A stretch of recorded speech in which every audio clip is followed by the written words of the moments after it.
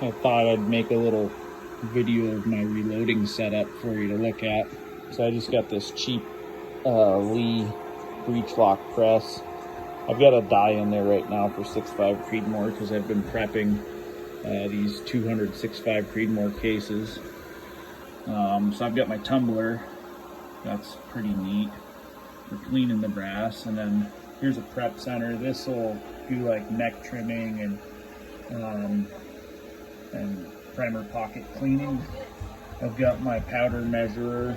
I've been checking it with this lathe or this scale just to make sure that it's good, but I think I may just start trusting this for my less precise loads like the 5.56 stuff.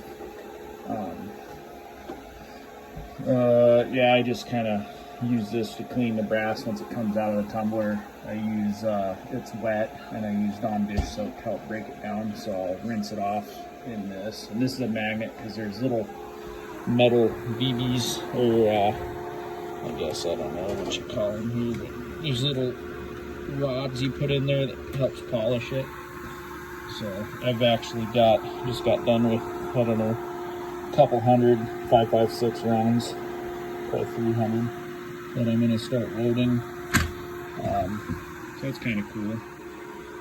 And then, so up here I've got, these are just different bullets. I've got some of this Sierra Match King I've been loading up in my 308. It's 168 grain. And it's really accurate in that M1A that I've got. It's probably 1.5 inch groups, which is really good out of an M1A if you know anything about that. My 6.5 Creedmoor really likes this 140 grain ELD match stuff. I've been thinking about hunting next season, so I bought some of this, and I don't know if I'm going to hunt with the 6.5 Creedmoor because I also have a Remington 700 in 308 that I may hunt with, just because the benefits of a 6.5 Creedmoor are out past 500 yards, and I don't think I would shoot at an animal that's that far out, so I may just want to use some, I probably wouldn't even use these in it, but just use a 308, that way it's got more knockdown power close. This 5.56 I've got in there, I'm going to load up with this 77 grain Aero Match stuff, which a lot of good reviews on that. It's they're supposed to be really accurate, and then this 77 grain is actually matched with the Arkin LVPO scope that I have mounted on my Daniel Defense. So that'll be fun to play with. See if I can use the first focal plane marks as they were intended. I've not used this Winchester Steball 6.5 powder yet. I'm going to do some muzzle velocity and accuracy tests. I've got a chronograph that I borrowed from Tom, and I'm going to see what kind of feet per second we can get and when the accuracy drops off.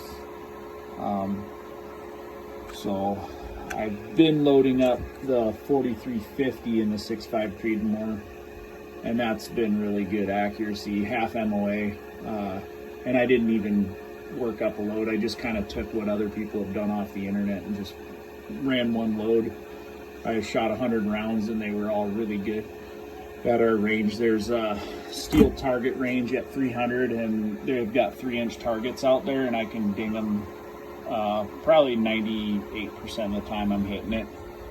The Varget is good stuff for the 308, and I've got some H4895 that I've loaded up in the 308, and that's part of the load to get that 1.5 inch MOA out of the M1A.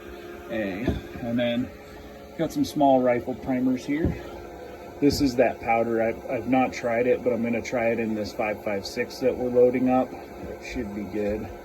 And then those are my loading manuals. This has been a really good help for getting an idea of how many grains for what kind of bullet, and yeah, it's a good source of information, gets you started anyway.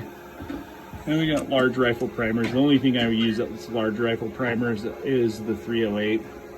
And then I've got a bunch of loaded up 308 already that I'll take out and shoot. I've got some different powder charges, different types of powder, just to kind of play with, and I'll run those through the chronograph and see how many feet per second we're getting out of that. And got a couple dies, got some more brass back there, but yeah, it's a fun hobby. This is a deprimer for popping the primers out before I wash them.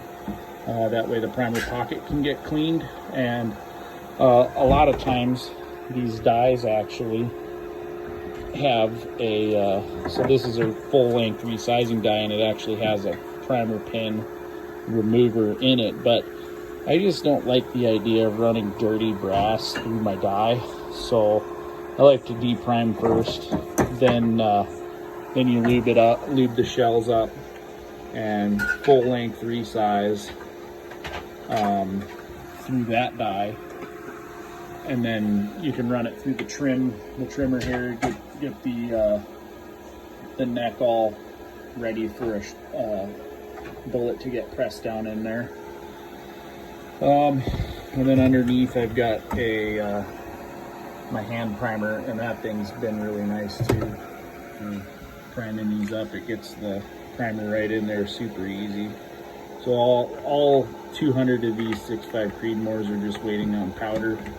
And I've got to kind of decide how I want to do it, because I'm gonna, again, I want to play with some velocities with this Stabal, and I'll probably actually do it with this 4350 as well, just see, you know, what the most accurate and fastest round is, because obviously you want it fast, but at a certain powder charge it starts coming out of the barrel and being inaccurate. So it's best to run it through a chronograph, and I'll probably do half grain increments from 40 grains up to 44 with that 6.5 Stabal stuff is kind of what I'm leaning towards. So I'll have I guess 8 groups here. I'll probably do five shot groups. I'll do 8 of them, and I may even do 2 5-shot groups per, just so I've got a double in case something messes up. You know, I want to have good information. So yeah, it's pretty fun. I've actually been having more fun loading than I have been shooting, and I think I need to slow down a little bit and enjoy the research of it, with, you know, figuring out what bullets go what speed, and maybe try to play and get a little more accuracy out of, like, not settle for half MOA. If that was where I started with my first charge, just by reading some forums on the internet, I'm sure I can dig in and find, you know, a little bit better. So kind of fun.